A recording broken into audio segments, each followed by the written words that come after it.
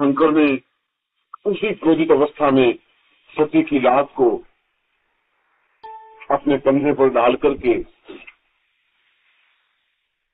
चारों तरफ घूमने लगे, क्योंकि उनका क्रोध अपने आप में नियंत्रित नहीं हो रहा था।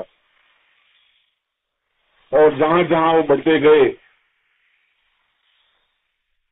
और जिस स्थानों पर सती के अंग गिरते गए, ये स्थान शक्तिपीठ कहलाए। कामाक्षा का शक्तिपीठ भी उसी प्रकार के पीठ में से एक पीठ है। जिस प्रकार से 12 ज्योतिर्लिंग भगवान शंकर के जो शिव भक्त होते हैं, ये भारतवर्ष के 12 ज्योतिर्लिंगों के अवश्य ही दर्शन करता है, और वे पूरे भारतवर्ष में फैले हुए 12 ज्योतिर्लिंग हैं। उसी प्रकार से 52 शक्तिपीठ हैं, और जो शक्ति के उपासक हैं, शक्ति के आराध्य हैं, वे अपने जीवन में एक बार अवश्य उन 52 शक्तिपीठों के दर्शन अवश्य करता है। जहाँ सती का हाथ गिरा, जहाँ सती का नेत्र गिरा, जहाँ सती की नासिका गिरी, जहाँ उसका सिर गिरा, जहाँ कुछ गिरा, जिसके पैर गिरे, और इस प्रकार से उसके शरीर के 52 हिस्से टूट टूट करके गिरते गए, और जहाँ जहाँ जो अंग गिरा वह शक्तिपीठ बनता गया। शक्ति की साधना के लिए उत्तम कोटि का स्थान बनता गया। इस प्रकार से सब कुछ हुआ। उन्हीं गणों में पुष्पदंत भी एक गण था, जिसने इतने क्रोधित अवस्था में, उत्तप्त अवस्था में, जब शंकर उस सती के धड़ को लिए हुए कामाक्षा, बंगाल में कलकत्ता के पास जो कामाक्षा स्थान है, कामाक्षा पहुंचे तो वहां सती का सिर गिर गया। शंकर ने कहा कि यह श्रेष्ठतम शक्तिपीठ होगा, मगर ज्यों ज्यों उसके अंग गिरते गए, त्यों त्यों शिव का रौद्र रूप अत्यधिक उग्र होता गया। इतना अधिक उग्र कि उनकी क्रोध की ज्वाला से पूरा ब्रह्मांड थरथराने लगा। उन लपटों से देवता तक अपने आप में विपत्ति और आतंक का महसूस करने लगे। किसी की हिम्मत नहीं हो रही थी कि उसके सामने, भगवान शंकर के सामने जाकर उनके क्रोध को शांत करे। ऐसे समय में पुष्पदंत के सामने यह निश्चय कर, या तो मेरा शरीर समाप्त हो जाएगा, उनके क्रोध में जल के समाप्त हो जाऊंगा, या मैं अपने आराध्य के क्रोध नहीं होगी। उस साधना को पुष्पदंत प्रणीत भक्ति साधना कहा गया। इस भक्ति साधना के 5 मुख्य हेतु हैं, 5 मुख्य तात्पर्य हैं। पुष्पदंत प्रणीत भक्ति साधना के द्वारा साधक स्वयं शिवमय, शिवसायु जी हो सकता है। चौथा, इस साधना के द्वारा साधक आवागमन के मार्ग से मुक्त हो जाता है। उसे बार बार जन्म लेने की आवश्यकता नहीं रहती। और अंतिम, इस साधना के द्वारा वह हजारों हजारों वर्षों तक कैलाश में भगवान शंकर के सामने रह सकता है। अपनी आंखों से भगवान कृष्ण की, भगवान शंकर की लीलाओं का दर्शन देख सकता है, कर सकता है। इसीलिए पुष्पदंत प्रणीत यह साधना अत्यधिक महत्वपूर्ण कही गई।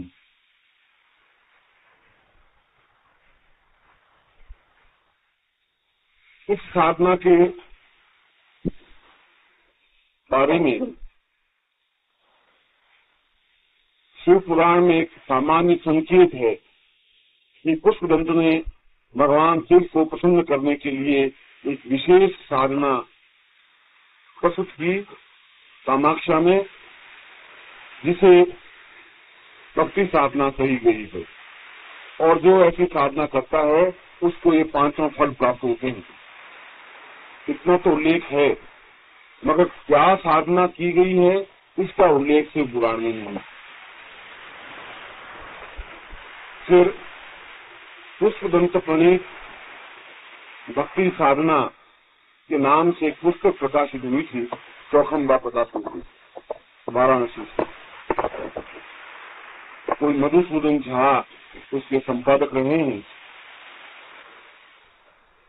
मगर वह सर्वथा असत्य और भ्रामक पुस्तक है, जिसमें कोई दूसरी ही साधना का समावेश करके पुस्तक को बेच दिया गया। वह साधना ही नहीं है जो पुष्पदंत प्रणीत साधना है। फिर भी उस साधना को, उस पुस्तक को हजारों लोगों ने खरीदा भी और किया भी होगा। फिर एक खेमराज श्री कृष्णदास ने 1937 में एक पुस्तिका प्रकाशित की, शिव भक्ति साधना पुष्पदंत प्रणीत। यह किसी योगी परिव्राजकाचार्य नाम के कोई योगी थे, उन्होंने इसका संपादन किया था। मगर वह साधना पुस्तिका भी अपने आप में सही नहीं थी। प्रारंभ के 2-3 श्लोक तो उसमें सही थे, मगर आगे उन्होंने बिल्कुल कपोल कल्पित साधना का समावेश कर दिया। ऐसा लगता है कि फिर साधना के प्रारंभ का कोई प्रश्न उनको जरूर हाथ लग गया होगा और बाकी के प्रश्न नहीं मिलने की वजह से इसको जोड़ करके उस पुस्तिका की रचना कर दी।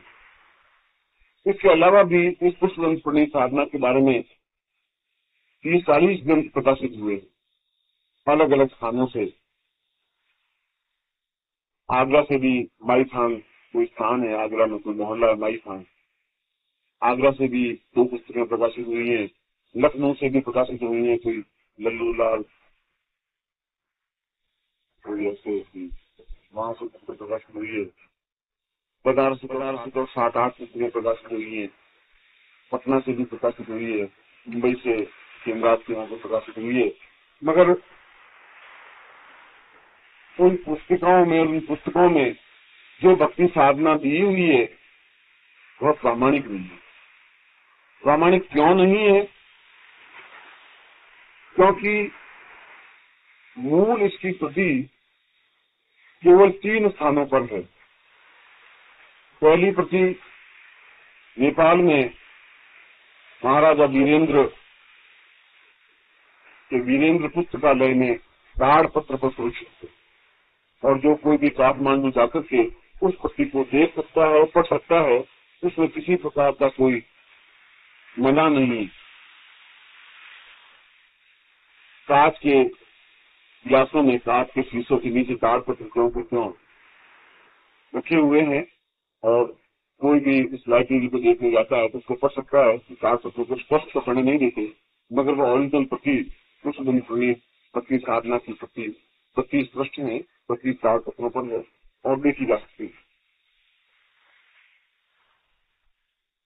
इससे भी महत्वपूर्ण बात, नेपाल में यदि आप कभी गए हो तो काठमांडू में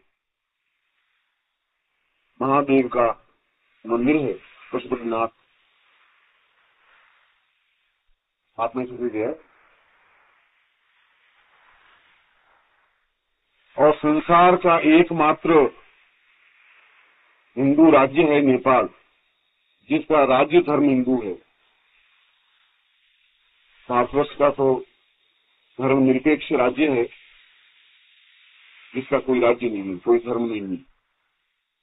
कहीं इस्लाम धर्म है, कहीं और कोई धर्म है। केवल हिंदू धर्म जिस देश का है वह नेपाल है। और पशुपतिनाथ के मंदिर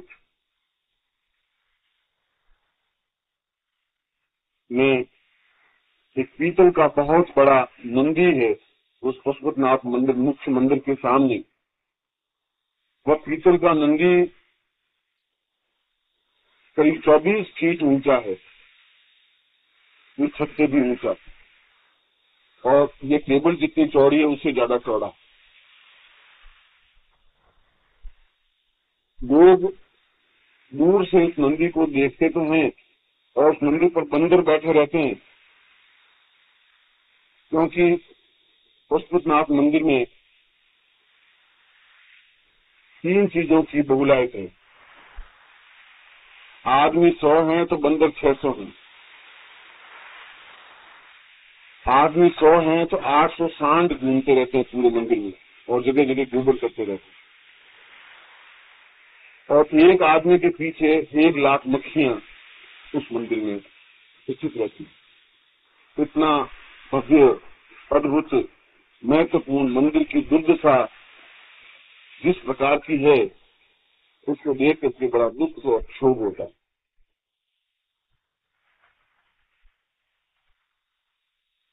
खैर, इस बात की चर्चा महाराज में पहुंची थी, मगर वे भी शायद परवश हों।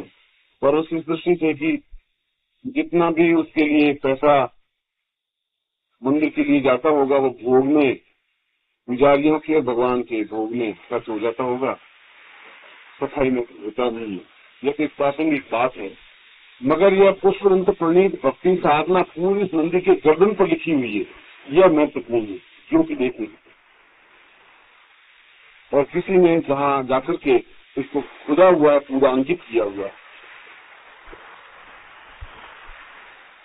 श्लोक में, पूर्ण पर श्लोक में, क्योंकि करीब 11 फीट या 10 फीट या 9 फीट की लंबी गर्दन, इतना बड़ा नंदी है पीतल का, सॉलिड, उस नंदी के गर्दन पर पुष्पदंत प्रणीत पूरी भक्ति साधना अंकित है। इसको उतार करके ला सकते हैं, देख सकते हैं, पसंद है। ये दूसरी प्रति, और तीसरी प्रति कलकत्ता में बिरला पुस्तकालय में संग्रहित है। ये 3 प्रतियां मौलिक और प्रामाणिक हैं, अन्य सारी प्रतियां तो कपोल कल्पित हैं और मन गढ़ंत हैं। अब प्रश्न ये उठता है कि जब ये तीनों प्रतियां सहजता से उपलब्ध हैं, तो फिर ऐसी नकली प्रतियां क्यों छापी गई?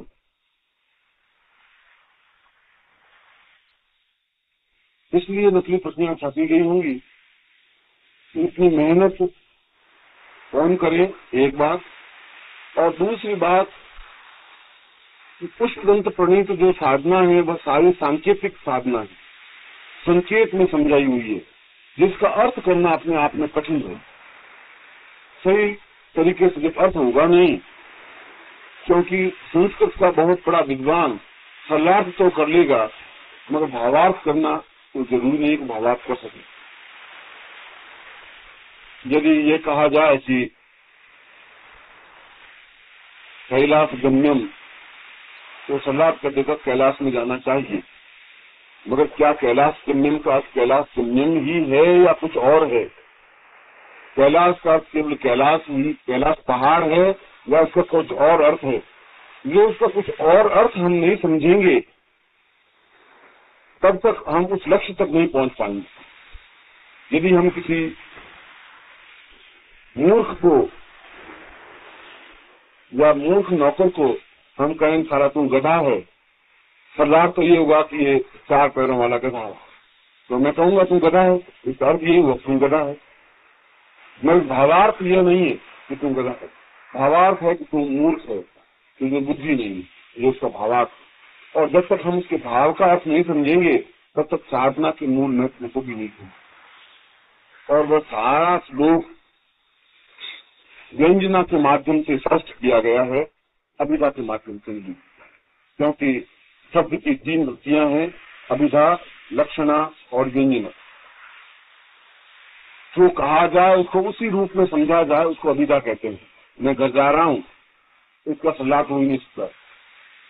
ऊंचे से ऊंचा एमए पास हिंदी का विद्वान भी उसका अर्थ नहीं कर सकता या सलाह नहीं कर सकता कि मैं घर जा रहा हूँ, उसकी सलाह होगा भी कर।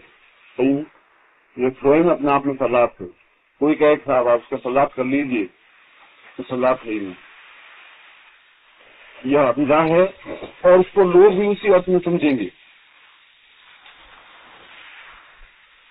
दूसरा लक्षणा है, मैं कहूं और उसका अर्थ कुछ और हो। जैसे मैं कहूं कि यह गधा है, इसका अर्थ है जो मूर्ख। और तीसरा व्यंजना के माध्यम से कि मैं जिसको कहूं तो उसके लिए नहीं हो कि तीसरे के लिए हो। जैसे मैं अपनी माँ के सामने, अपने पिताजी के सामने अपनी पत्नी से बातचीत नहीं कर सकता, आजकल तो कर सकते हैं, मगर मैं अपने समय की बात आज से 40 साल पहले की कि माँ बाप खड़े हों तो न तो पत्नी की तरफ ताक सकते हैं और न उससे बातचीत कर सकते हैं। तो उस समय अगर मैं ऑफिस जा रहा हूँ और मैं उस 2 साल की पप्पू को कह दूं कि पप्पू मेरे कपड़े धोकर रखना, मैं शाम को पहन के जाऊंगा, तो कहा तो पप्पू को संबोधन करके वो समझेगी पत्नी कि कपड़े धोकर रखना। तो शब्द 3 तरीके से व्यक्त किया जा सकता है। तो वो सारी श्लोक लक्षणा और व्यंजना के माध्यम से व्यक्त किए हुए, इसलिए उनको सही प्रकार से उस भक्ति साधना को समझा नहीं गया है और नहीं समझने की वजह से उस प्रकार के कपोल कल्पित ग्रंथ प्रकाश में आ गए होंगे, ऐसा मेरा अनुमान है। यह तो मैं उसकी पृष्ठभूमि समझा रहा हूँ कि उस ग्रंथ प्रणीत साधना का प्रादुर्भाव क्यों हुआ, उसका महत्व क्या है, उसकी उपयोगिता क्या है, किन कार्यों से उस साधना को संपन्न किया जा सकता है, और जो पुस्तकों में, प्रचलित पुस्तकों में जो साधना पढ़ने को मिलती है वह प्रामाणिक साधनाएं नहीं है, और इसकी मूल प्रतियां कहाँ कहाँ पर हैं, आप कहाँ जाकर उसको देख सकते हैं। अब मैं आपको मूल साधना तो बड़ी लंबी चौड़ी है, 32 पृष्ठों में, ताड़पत्रों के 32 पृष्ठों का मतलब हुआ कि हिंदी की इन पुस्तकों के करीब 300 पृष्ठ, तो पहले जमाने में बहुत छोटे छोटे महीन अक्षर थे, एक ताड़पत्र पर ज्यादा से ज्यादा अक्षर समा सके ऐसी उनकी कोशिश रहती थी। यदि आपने भोज पत्रों पर ताड़पत्रों में लिखे हुए पढ़े हो तो आपको समझ में आएगा कि वे मूर्ति की तरह अक्षर लिख सकते थे और कम से कम जगह में ज्यादा से ज्यादा अक्षर आने की कोशिश करते थे। इसलिए इतना लंबा चौड़ा विधान संभव नहीं है, मगर उसका मुख्य हिस्सा और मुख्य भाग जो आपसे संबंधित है और जितना आपसे संबंधित है वह मैं आपको समझा देता हूँ। साधना करने मुख्य रूप से 3 बातों का ध्यान रखना जरूरी होता है। पहला क्रिया निर्देश, दूसरा मंत्र और तीसरा विधि निर्देश।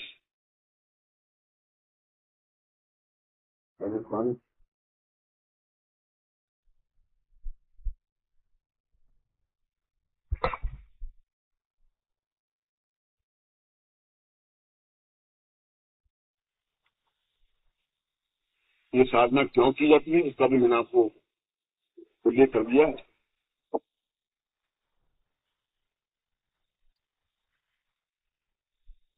क्रिया निर्देश में साधक श्रावण महीने में पहले सोमवार से इस साधना को प्रारंभ कर सकता है। श्रावण कृष्ण पक्ष प्रथम सोमवार,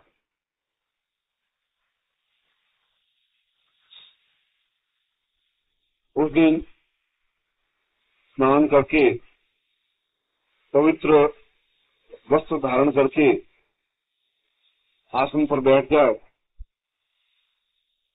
और सामने मिट्टी से निर्मित शिवलिंग बनाए। तालाब की मिट्टी को खोदकर, चिकनी मिट्टी जो तालाब की होती है, तालाब अगर शहरों में तालाब नहीं हो तो कहीं शुद्ध स्थान हो वहां की मिट्टी ले लें। इसमें वर्णित है तालाब की मिट्टी, मगर चिकनी मिट्टी होनी चाहिए, बालू मिट्टी से तो बनेगा नहीं, क्योंकि पूरे संसार में बालू मिट्टी का शिवलिंग तो केवल एक ही है। कहाँ है भाई? बालू मिट्टी से तो शिवलिंग बनता नहीं, बालू मिट्टी अपने आप मिलती नहीं, जुड़ती नहीं, बालू के कण तो आपस में जुड़ते नहीं। मगर दक्षिण में रामेश्वरम मंदिर का जो शिवलिंग है वो केवल बालू की मिट्टी से, समुद्र की जो मिट्टी है, बालू के कण उससे मिली।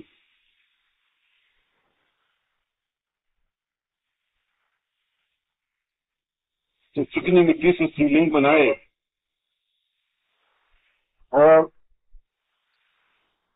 जितनी उसकी वेदी है, जितना उसका नीचे का शक्तिपीठ है, उससे आधा शिवलिंग बने, ये उसका प्रमाण होना चाहिए। नीचे की वेदी अगर 6 अंगुल है तो शिवलिंग 3 अंगुल का बने।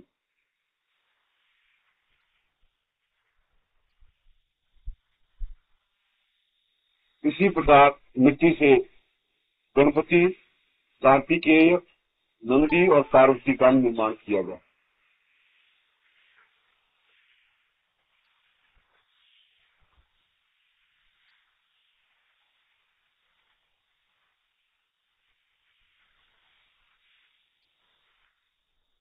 इसके बाद उसी मिट्टी की छोटी छोटी गोलियों से छोटी छोटी गोलियां बनाए और गोली पर चावल का एक दाना, अक्षत, टूटा हुआ चावल नहीं, और अक्षत चावल लगा दो। इस प्रकार 1100 छोटे छोटे शिवलिंग बनाए, एक बड़ा शिवलिंग, बाकी छोटे छोटे शिवलिंग, गोली बनाई और उसके ऊपर चावल लगा दिया, एक शिवलिंग बना। इस प्रकार से 1100 शिवलिंग और बनाए।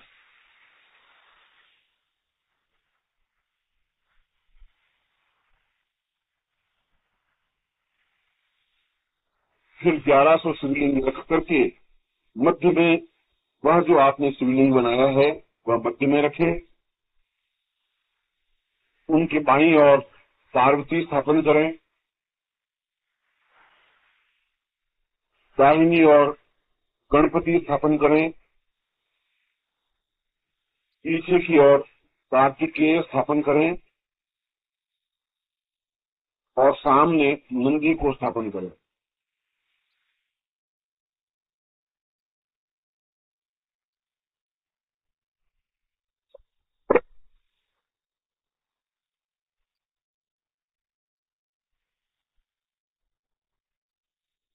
उन सभी को स्थापन करके फिर उनकी पंचोपचार पूजा करें। 5 चीजों से पूजा करें। जल से, जल का थोड़ा सा हाथ छिड़क करके स्नान करावे, फिर अक्षत, पुष्प, पुष्प में केवल आंख के ही पुष्प काम आते हैं और किसी पुष्पों का उपयोग नहीं होता।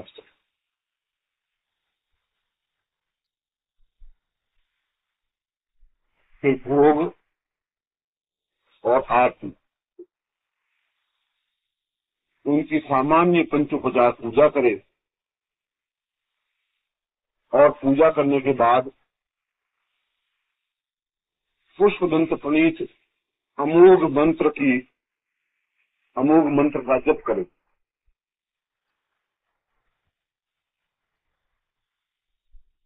वह मंत्र आप लिख लें।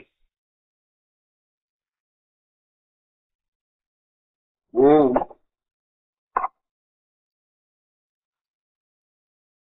त्र्यंबकम त्र्यंबकम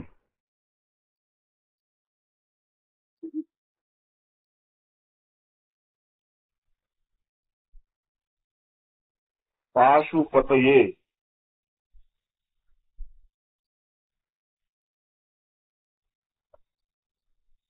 सिद्धिं देहि प्रसन्नो भव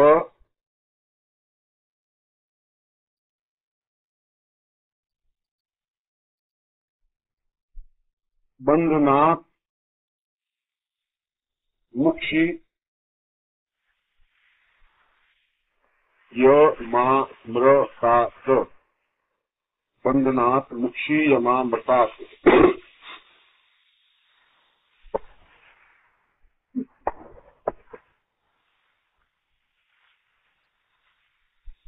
इस मंत्र की रुद्राक्ष की माला से मंत्र जाप करें, संभव हो तो सामने दीप लगा दे, अन्यथा कोई आवश्यक नहीं। इस मंत्र की 11 मालाएं फिरे।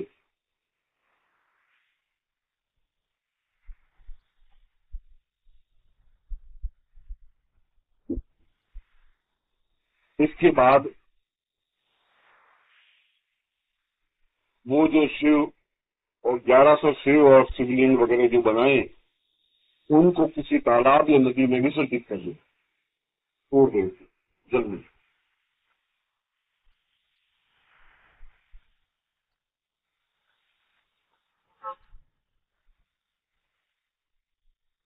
इस प्रकार नित्य करें। और यह साधना श्रावण कृष्ण पक्ष प्रथम सोमवार से प्रारंभ होती है और अंतिम सोमवार तक चलती है। अब इस बीच में 20 दिन हो सकते हैं, 24 दिन हो सकते हैं, 27 दिन हो सकते हैं, 28 दिन हो सकते हैं, कुछ नहीं, क्योंकि पहला सोमवार 2-3 दिन जाने के बाद भी आ सकता है और अंतिम सोमवार श्रावण पूर्णिमा के पहले जो भी सोमवार आए तब तक इस साधना को करें। कृष्ण पक्ष के पहले सोमवार से इसको कृष्ण पक्ष से गुजरात में शुक्ल पक्ष प्रारंभ होता है। जब श्रावण प्रारंभ हो तब से लगा कि जहाँ श्रावण समाप्त हो तब तक समझ गया।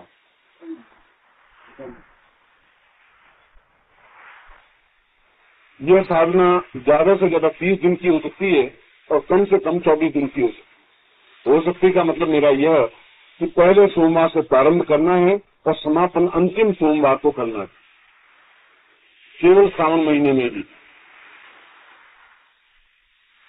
समापन करने के बाद उसी दिन यानी श्रावण के अंतिम सोमवार के दिन यह मंत्र जाप संपन्न होकर 11 बटुकों को भोजन कराओ, 11 उन बालकों को जो अविवाहित थे।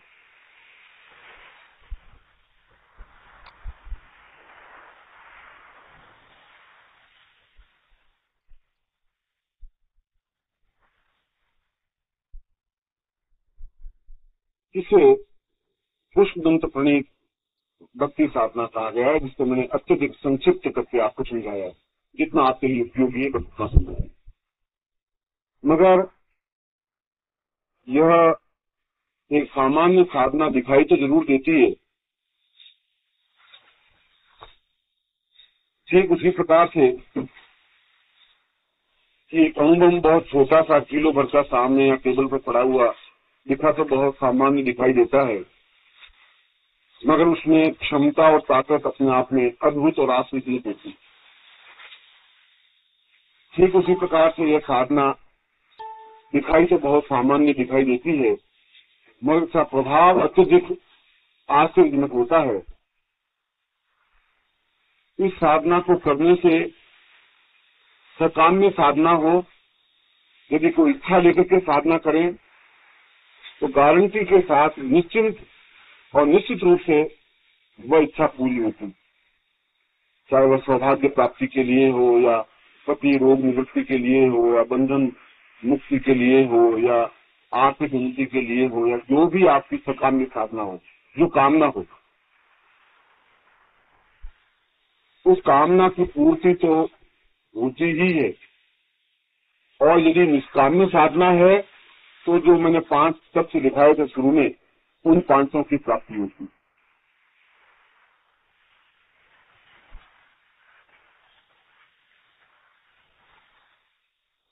इस साधना को करने में ज्यादा से ज्यादा 7 और 8 घंटे लग सकते हैं, इससे ज्यादा समय नहीं लगता। मगर दिन को ये साधना करनी चाहिए, रात्रि को ये साधना करने का निषेध कहा गया। ब्रह्मचर्य से रहे, एक समय भोजन करें।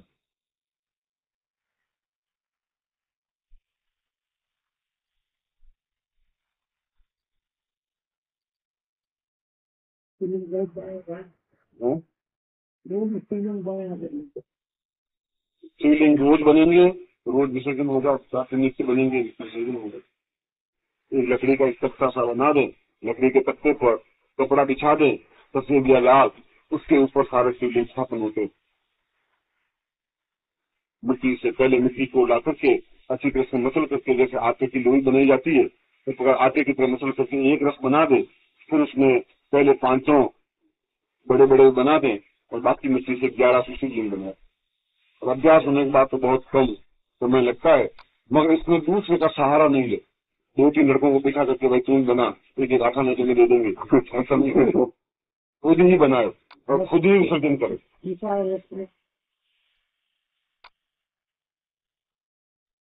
इस साधना को पुरुष भी कर सकते हैं और सौभाग्यवती स्त्रियां भी कर सकती हैं। विधवा या कुमारी स्त्रियां इस साधना को नहीं कर सकती।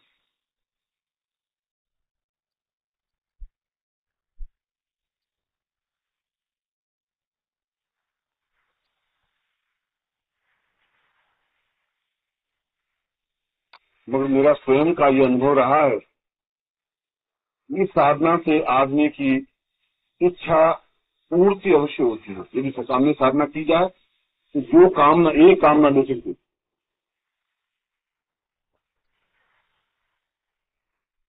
मगर यह साधना, जो मेरे अनुभव की साधना रही है कि मेरे जीवन में भी एक ऐसा क्षण आ गया था कि जो संभव नहीं था उस कार्य की पूर्ति और किसी साधना के माध्यम से, तो मैंने स्वयं साधना की, यह था बहुत वक्त पहले की, और उसके बाद कार्य सिद्धि निश्चित रूप से हुई। तो यह साधना कार्य सिद्धि में और मनोवांछना पूर्ति में तो आश्चर्य रूप से सिद्धिदायक है। और आनंद की सृष्टि तो मन में बिल्कुल एक अखंड आनंद की प्राप्ति तो रहती ही है। उस दृष्टि से साधना महत्वपूर्ण है, सरल है, महत्वपूर्ण है और प्रभावोत्पादक है और सही और प्रामाणिक है। यदि आपको अपने जीवन में कभी समय मिले, और समय तब मिल जाएगा जब आप निश्चय कर लेंगे, क्योंकि समय तो हमारे पास बहुत है और हम उसको खर्च करते रहते हैं, अन्य कार्यों में रुचि भी नहीं है। मगर यदि कभी इस प्रकार के कार्य में, इस प्रकार की साधना में यदि आप 1 महीना दें, तो आप स्वयं इसका अनुभव कर सकते हैं। ये साधना अत्यधिक श्रेष्ठ और महत्वपूर्ण और प्राणदायी साधना है, जो जीवन में प्रफुल्लता और पूर्णता देगी। आपको आशीर्वाद दें।